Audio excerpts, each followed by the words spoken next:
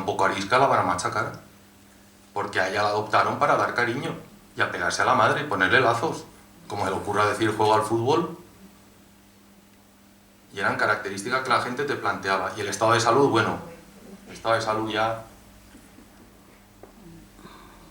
Yo era partidario del que no esté dispuesto a adoptar a un niño con una discapacidad, no debería adoptar. Porque la discapacidad puede sobrevenir en cualquier momento. Y se lo decía a las familias. A ti te asignan un niño que va en silla de ruedas. ¿Qué harías? Hombre, no estoy preparado, no me siento fuerte, no sé qué, no sé cuánto. Digo, bien, lo devolvemos. Ahora te dan uno que no tiene ningún problema. Llegas aquí del aeropuerto a casa, accidente, el niño en silla de ruedas. ¿Qué hacemos? Hombre, lo querría, no sé qué. Coño, ¿y al de antes no? ¿Este sí o qué? ¿O este no te lo cambia? Cito literal de Cora. ¿Cora sabéis qué es?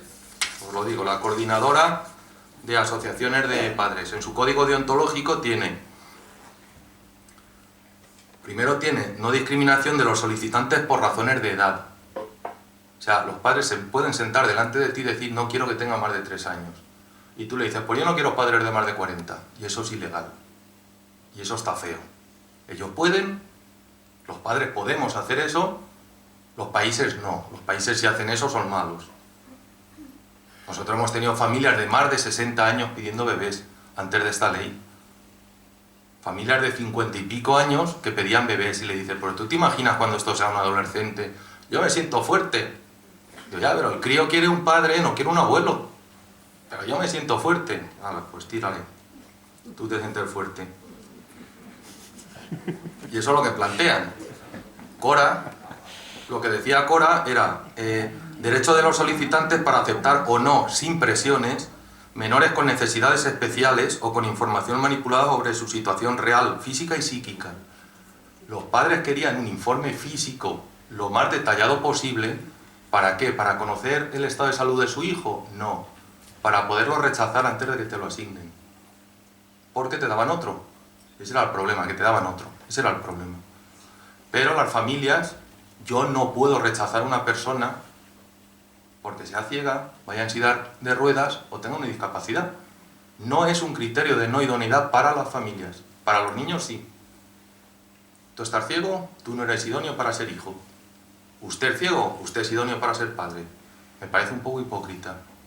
Pero esto se toleraba. Y evidentemente una familia no puede adoptar un niño que no está dispuesto a manejar. Y eso también lo reconozco yo. Pero me parece que la ética en un sentido y en otro no iba exactamente igual. También les valorábamos. Me voy a tomar 15 minutos más y termino. Ah, bueno.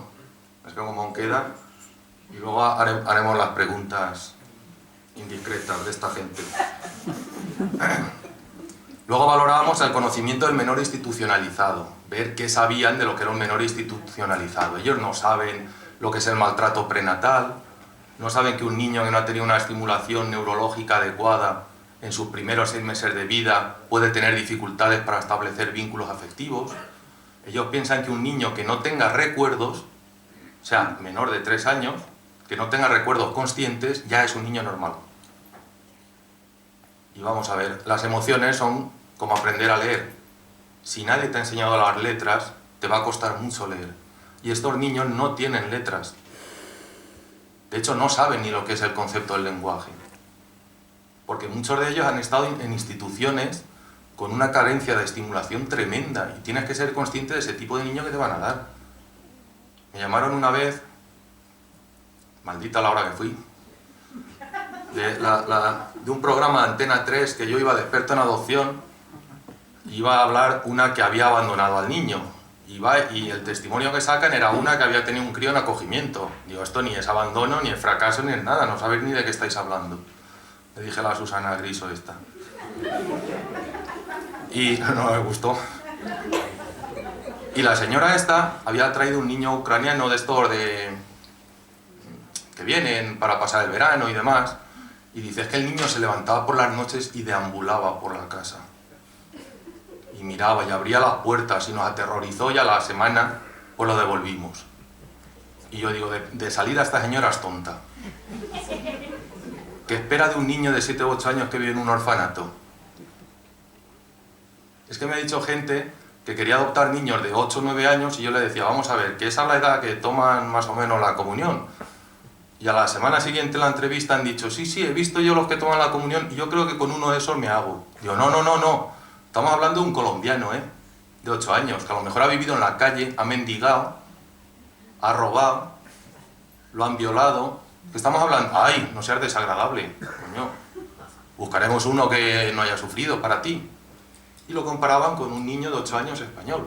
No, no, vamos a ver, viven en una institución y aunque sean pequeños, lo notan, aunque sean pequeños.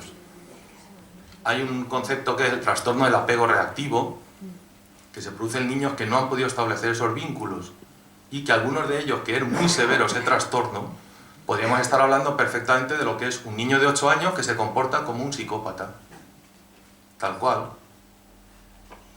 Porque tiene ese tipo de trastorno y lo que hay que hacer es mitigar el daño que puede producir. Pero si tiene un hermano te lo puede tirar por el balcón perfectamente. Y los hemos conocido. Entonces había que ver si sabían todo eso. Y valorábamos las dificultades, ¿no? que preveían. ¿Cómo será la llegada del menor? Bien, menor. El chico igual trae hambre, pero nosotros tenemos buenos embutidos. Bueno, como que el chico trae hambre. Ese era el concepto. ¿Con qué dificultades te vas a encontrar? Ninguna, ninguna. Esto va a ser el crío en cuanto vea cariño, esto va a ser una maravilla. Había que valorar si la gente era consciente y decía, vamos a ver, el niño va a tener unas carencias afectivas, al principio no nos querrá, seremos extraños, tenemos que ganárnoslo poco a poco. Dice, vale, una familia que ha trabajado. Estas son familias que han trabajado y que son conscientes de esos primeros meses tan duros de un proceso adoptivo. Pues yo recuerdo una familia que vi y me dijo, mira, a los 15 días ya me llamaba papá.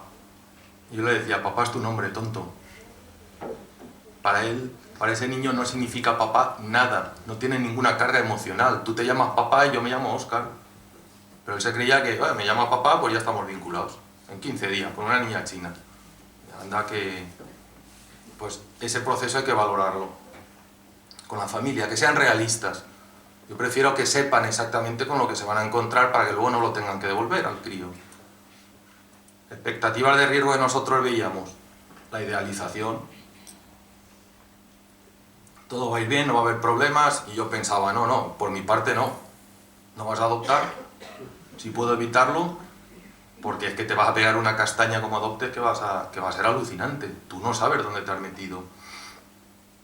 Valoramos mucho la rigidez en cuanto a las características del menor, que no pase de un año, que no pase de un año. Eso es una familia aterrorizada. Esa familia le van a... Porque luego sabemos que el país le va a asignar un niño a lo mejor de 2 años. Y al mínimo problema dirá, como me lo dieron mayor, va a vivir aterrorizada esa familia. Y eso hay que valorarlo. Las familias van con muchísima ilusión, pero no saben dónde van muchas veces. Y había que situarlos donde fuera. Porque si no el golpe es tremendo y el daño para el niño es enorme.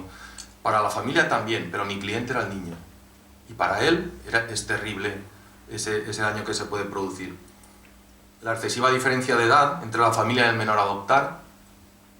Luego cuando cambió la ley, como nos pusieron 45 años de diferencia, considerando el de edad inferior, vamos a facilitar las cosas para las parejas. Antes se hacía más o menos una media, pero aquí dijeron, bueno, la mujer tiene 35, él tiene 60, pues un bebé.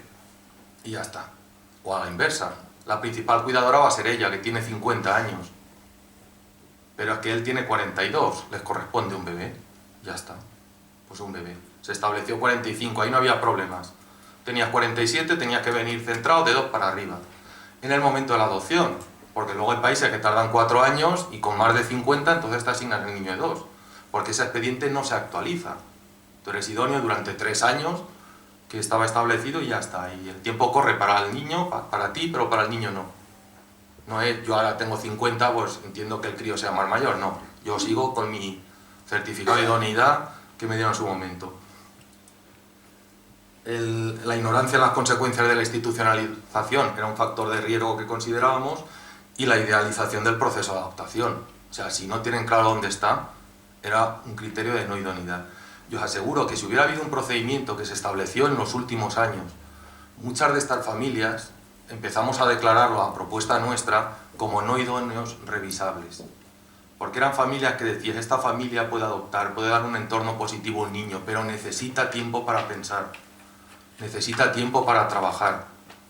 Entonces paralizaban la resolución de no idoneidad y a los 6 meses, a los 8 meses, les habían hecho leer, verse 2 documentales, hablar con familias adoptivas, venían y los volvías a ver. Y entonces eran idóneos. La lástima es por qué les hacemos pasar este mal rato de la primera no idoneidad. Si los hubiéramos parado antes, decir, usted no puede hacer la solicitud hasta que no haya pasado un año. Y ya está. Se pasa un año estudiando y después hace la solicitud y en 2 meses le resolvemos el expediente. Pero venga trabajado ya, no al revés. Otro tema que veíamos, las actitudes hacia la adopción. Esto que les preguntas a qué país van, por qué van a ese país, cuál es el motivo de haber elegido ese país, qué conocimiento tienen del proceso de adopción en ese país. Es que venía gente que iba a determinados países, no, queremos tal cual, y dice, en ese país no te van a asignar eso en la vida. Ese país no está asignando, tiene otros criterios legales diferentes. Entérate antes de solicitar un país. Y la existencia de rasgos étnicos diferenciales. Había que explicarles a los de Colombia que los niños eran negros, a los de Etiopía también había que explicarles que eran negros, los niños que no hablaban español, los etíopes tampoco hablan español, sorprendentemente, el español no se habla en todas partes, y ver por qué, porque has elegido Rusia, porque se nos parecen, vamos a hablar de esto, a ver qué problema tienes tú en que no se te parezca, cuál es el problema, de dónde viene ese miedo a que no se me parezcan los niños. ¿Qué pasa si no se me parecen? Y había que verlos con ellos. Y aquí también valorábamos mucho la historia pasada. Todos los niños tienen historia pasada, aunque tengan un año en el momento de la adopción. Fueron abandonados, eso se ha descubierto después, hemos ido trabajando, haya material muy bueno, las familias se han sensibilizado mucho en eso, pero seguimos teniendo familias de, sí, no, tiene 9 años y le he dicho algo de que se ha adoptado. Pero tú eres tonta a los 9 años. ¿Cómo sueltas eso a los 9 años? Entonces suelta de antes. Esto tiene que ser un... ¿Por qué lo ocultas? ¿Qué problema hay en ser adoptado? ¿Es que hay algún problema en ser adoptado? Entonces el problema lo tienes tú. Si es algo que hay que ocultar. Y como sabemos que hay que hablarlo y hay que manejarlo bien, pues había que evaluar las capacidades que tenían para manejar esa información. Y si la iban a manejar. Eso de madre soy yo y de la otra no tiene que saber nada. Pues señora, pues... sabemos que cuando llegue una edad va a preguntar por la otra y tendrá que hablarle o negárselo y generarle un problema emocional que se les generaba.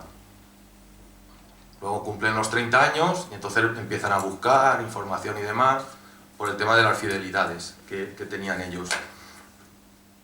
Ay, que voy a aligerar porque me quedan 2 o 3. Actitudes que nosotros veíamos de riesgo, rechazo de la historia pasada, o normalización del proceso, no es un niño normal, no es un niño normal, es un niño con historia y que la tienes que reconocer. Las últimas familias ya, a partir del año 2008, dependía mucho del país también. Por ejemplo, gente que iba a determinados países veía una sensibilidad muchísimo mayor hacia la historia pasada, por evidente, quizá. Porque vamos a países africanos y está claro que hay que tratar el tema.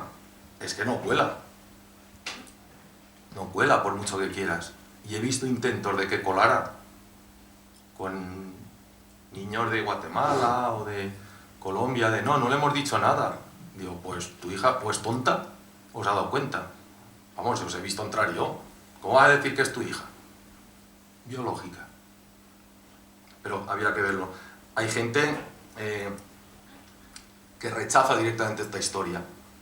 Este país es un país asqueroso, lleno de ladrones. ¿Eso le vas a decir a tu hijo? ¿Que viene de un país asqueroso, lleno de ladrones? Cuando se ha visto que es muy positivo hablar de eso. El que no aceptaran las diferencias étnicas era un criterio de no idoneidad. Gente que no, pero como te mandan una foto antes lo puedes ver. Ya la gente que te decía sí.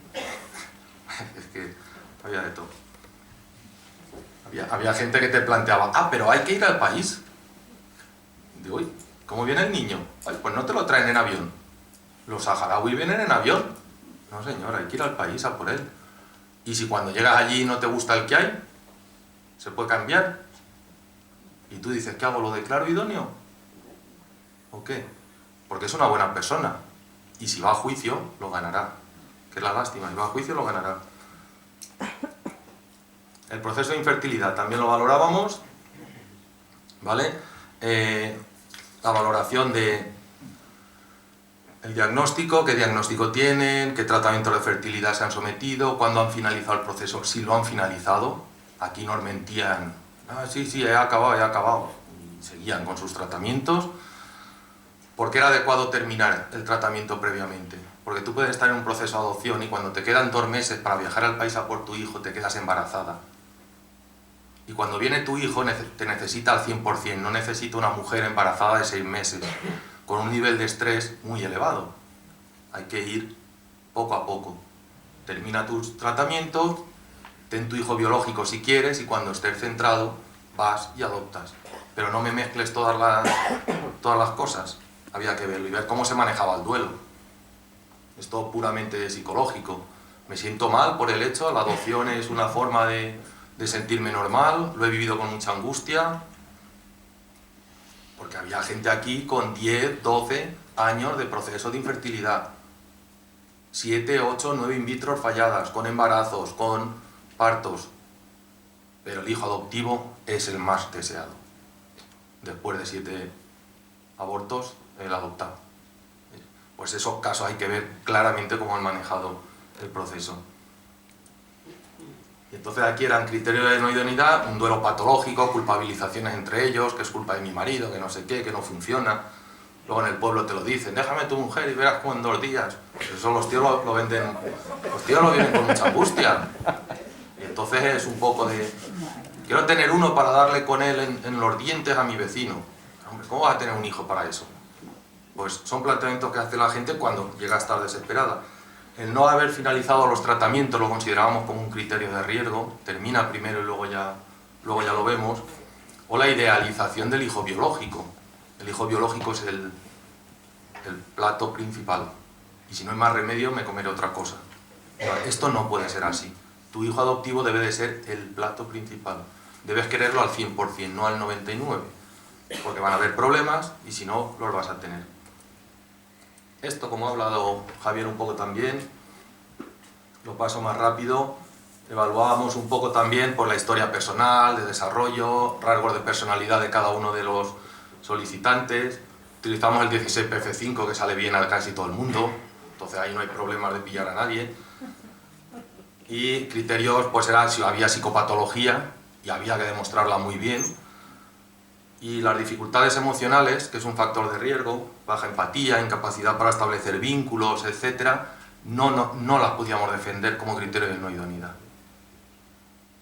Y un criterio que se ha visto de fracaso en la adopción es mujeres monoparentales que han sido incapaces en su vida de tener ni una sola relación de pareja estable, igualitaria, con adultos, y como no he podido, la voy a establecer con un niño en una posición jerárquica muy diferente.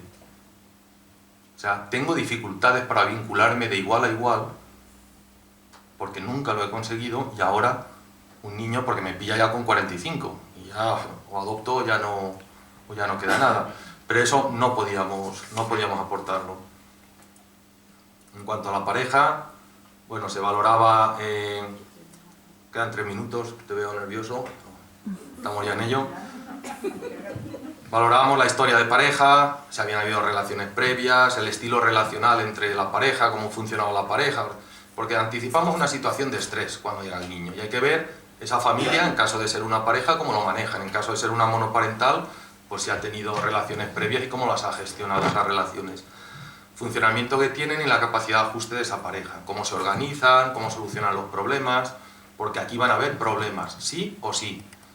Nada más llegar el menor o 2 meses después o 3 después, pero van a haber problemas. Nadie escapa de los problemas en la adopción. Y el que diga mi proceso de adopción ha sido perfecto, miente o no se entera. Así de sencillo.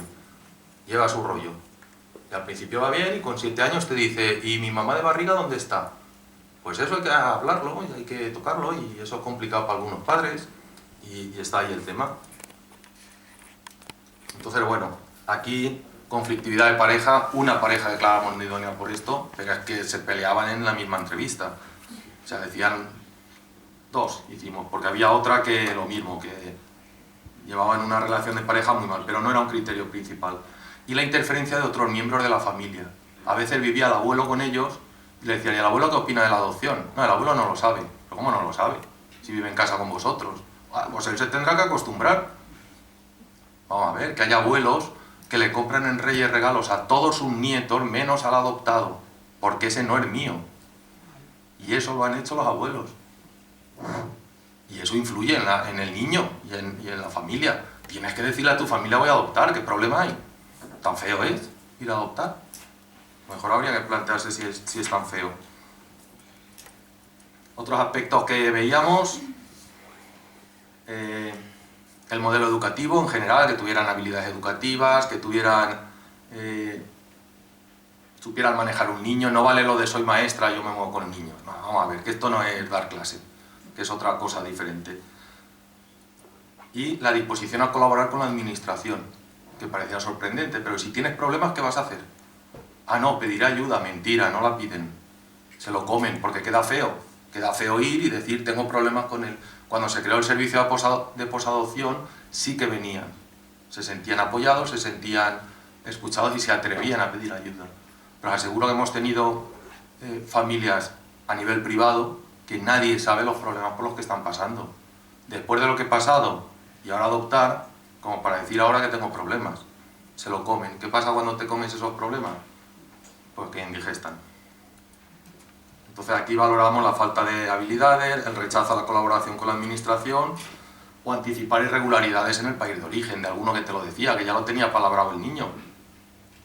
Porque en Ucrania eso se podía hacer. Podías tener contacto con el menor previamente a la asignación, y eso es ilegal por el convenio de La Haya que firmó España.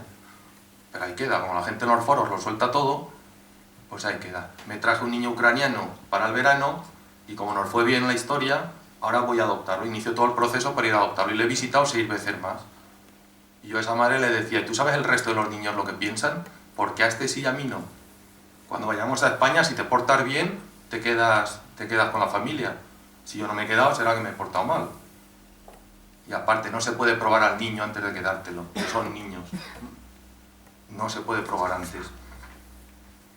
Ya para terminar, propuestas que nosotros haríamos de este proceso es que fuera un proceso de formación-valoración de mucha más amplia duración. No se puede valorar a una familia en 2 semanas, que era el tiempo que nos daban. Entrevista hoy, entrevista la semana que viene, porque si no esto se alarga mucho. No, yo es que quiero entrevistarlos hoy dentro de 2 meses. Y les quiero dar 2 libros, 3 artículos y 4 documentales para que ellos hablen y piensen. Y los quiero ver 7 veces, aunque les moleste, para ir viendo cómo van madurando el proceso. Que esta valoración se base en la comprensión de aspectos clave de la adopción, no aspectos generales.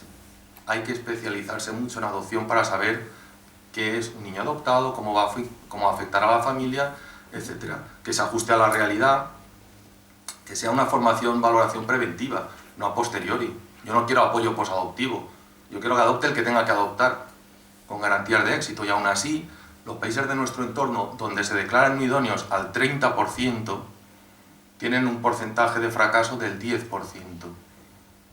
Y en España nuestros niños todavía no han crecido. El fracaso se produce entre los 12 y 14 años. Los niños españoles adoptados todavía no han llegado. En los próximos años van a llegar. Veremos qué pasa con ellos. Veremos nuestros maravillosos porcentajes dónde están. Países que llevan 40 años adoptando, nos llevan camino. Que la valoración se centre en las necesidades de los menores, que sea mucho de autoevaluación con la familia y se potencie el emparejamiento entre el menor y la familia. No lo voy a leer, pero según Cora debería de seguirse rigurosamente la lista de adopción. Yo hice la solicitud en enero, me toca. El que venga por esta cinta transportadora, yo vengo por esta, nos emparejamos y salimos de aquí. No se debe hacer así. El éxito se garantiza, yo tengo esta familia con estas características, tengo este menor con estas características, la mejor familia para ese menor es esta. Me da igual cuando hiciera su solicitud. ¿Por qué tenemos que seguir una lista en la adopción? Es que es una vergüenza, es que es ridículo eso de seguir una lista en la adopción. Esto de me toca, el siguiente para mí. Pero vamos a ver, si el siguiente no es adecuado para ti, ¿por qué te lo tienen que dar? Pues así se ha funcionado y así se sigue funcionando. Y es un factor de riesgo elevadísimo. Y por último,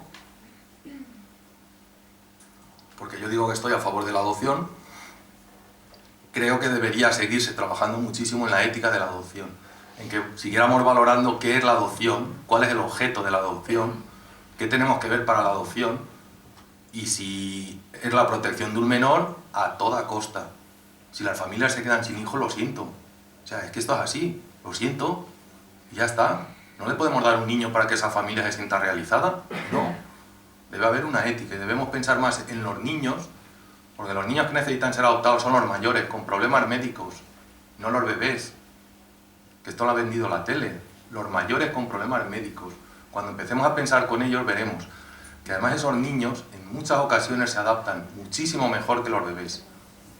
Yo siempre lo dije, un niño etíope de 8 años se adapta mejor que un niño ucraniano de 2, porque el etíope ha vivido con su familia.